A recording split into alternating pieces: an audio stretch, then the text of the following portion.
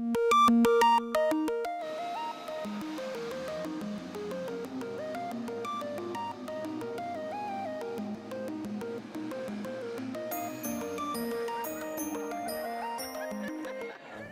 believe the G² program has been it's been great. For the physics part of it, of course. For us, being partners and being a group, we've kind of brought our ideas together and how we're actually going to construct this hovercraft, and we came up with great ideas. We applied the physics part to it and how successfully it was going to work, and it actually went from there. And the failure that we had actually was more where we learned then, we had a sail and just different things, and that's the things that we learned about. We kind of asked the teacher, why don't you think this doesn't work, and about that stuff, and that's kind of how we learned, by failure and just trying. Yeah, like she said, we had a lot of trial and error. This project was actually based around mostly, I believe, the 3 Newton's laws.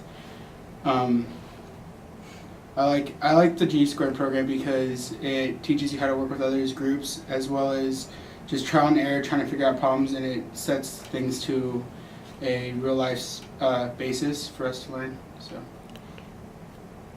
what were the physics concepts that you learned that were applied in this particular project? With thrust, friction, force, and we also had lift. And then gravity is also. And then gravity is always there. So whenever you have a person sitting on top of it, the gravity forcing it down played a huge part in it. How do you think this is different, learning physics concepts this way through applied learning versus maybe in a more traditional sense? Well, with traditional concepts, always learning out of the books is not kind of the most exciting thing for us students.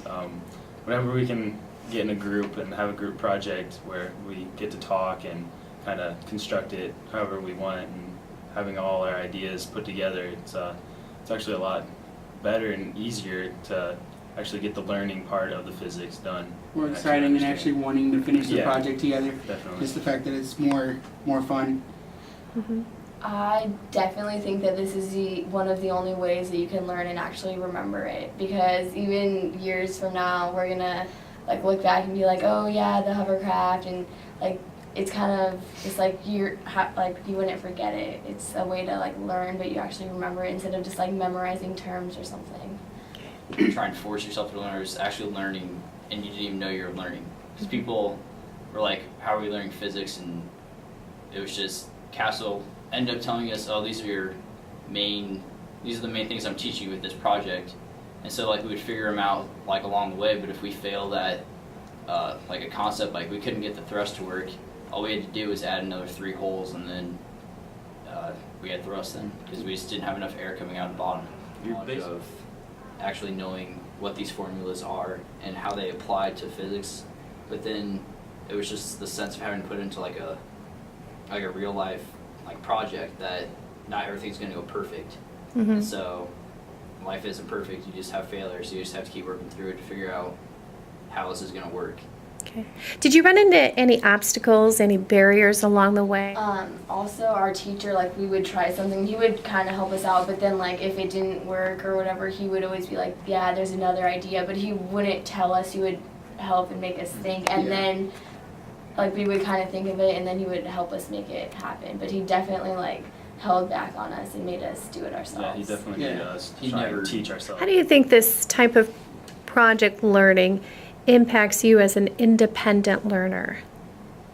Do you think you're... Like I said before, I think it just comes to you naturally. You don't have to actually sit down and study and figure out what these terms mean, like force, thrust. You see it happening, so it just makes it easier for you to grasp the concepts and understand how physics is all around us, how we can actually